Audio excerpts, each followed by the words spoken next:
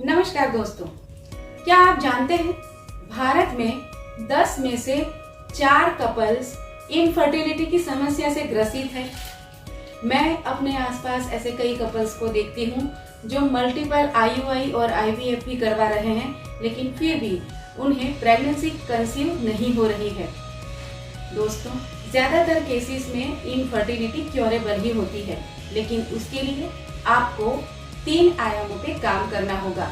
Number 1 mindset, number 2 diet and number 3 वो है योग, एक्सरसाइज एंड प्राणायाम। जी हाँ दोस्तों, योग, एक्सरसाइज और प्राणायाम भी आपकी इनफर्टिलिटी को क्योर करने में हेल्प कर सकते हैं, क्योंकि योग करने से आपके माइंड और बॉडी का अलाइनमेंट हो जाता है। हम सब जानते हैं mind and body is interconnected. Regular योग और एक्सरसाइज करने से हार्मोनल इम्बैलेंस की जो समस्या है उससे भी निजात मिलती है।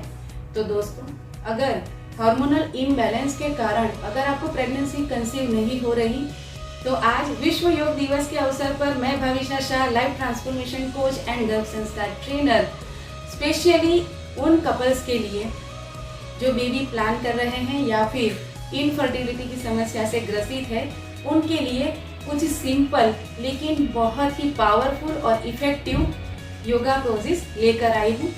और उसे अगर आप रेगुलरली प्रैक्टिस करते हैं तो ज़रूर प्रेगनेंसी कंसीव करने में ये योगा पोजेस आपको हेल्पफुल होंगे।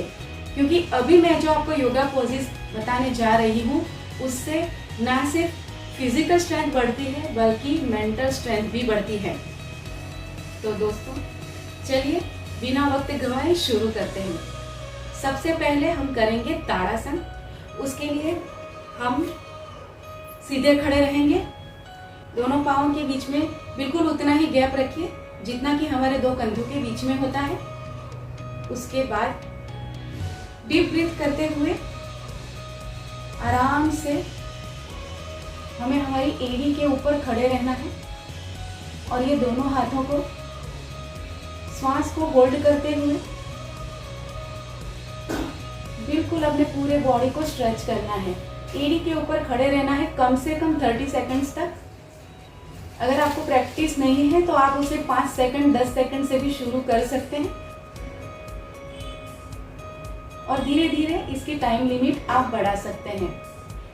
ताड़ासन से पूरे बॉडी का पांव से लेकर सर तक हमारे सारे जो मसल्स है उसकी स्ट्रेचिंग होती है। धीरे से सांस को छोड़ते हुए हम नॉर्मल पोजीशन पे आ जाएंगे।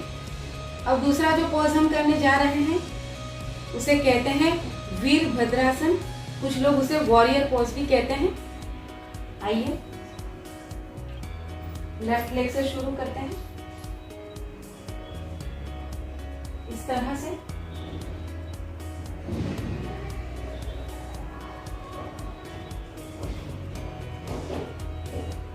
दोनों तरफ करना है।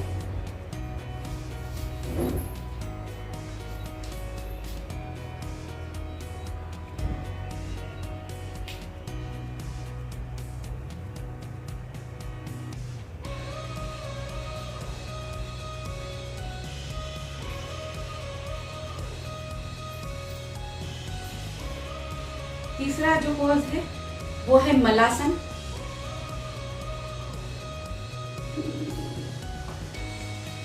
जैसे हमारे इंडियन सिटिंग वाले टॉयलेट होते हैं उसमें बैठते हैं, ठीक उसी प्रकार से हमें बैठना है।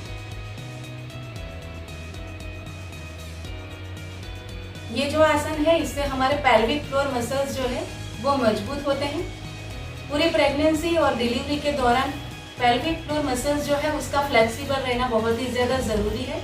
तो ये आसन बहुत ही सिंपल है लेकिन आप आराम से कर सकते हैं। अब हम करेंगे नेक्स्ट पोज भद्रासन। बहुत ही इजी है। दोनों पाँवों को ऐसे हम बिल्कुल नजदीक लाएंगे, हमारे मूलाधार चक्र जहाँ रहता है उसके करीब लाने की कोशिश करेंगे और इस तरह से बैठेंगे। ये है भद्रासन। हम इसके साथ हम तितली आसन भी कर सकते हैं इस प्रकार। ये भी सभी कपल्स को करना चाहिए।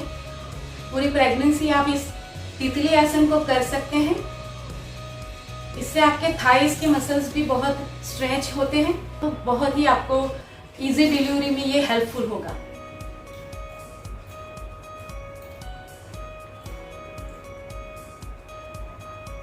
और लास्ट हम करेंगे भुजंगासन। और उसके लिए हम उल्टे लेट जाएंगे।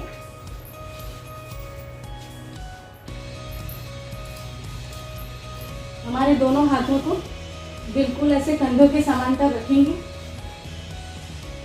पीछे दोनों पांव इस तरह से समांतर रहेंगे। सांसों को भरते हुए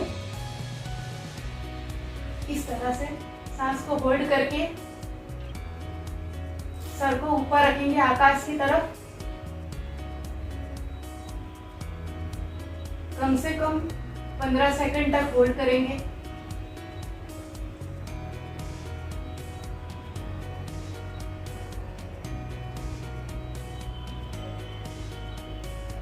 धीरे से सांसों को छोड़ते हुए नॉर्मल पोजीशन में आते हैं।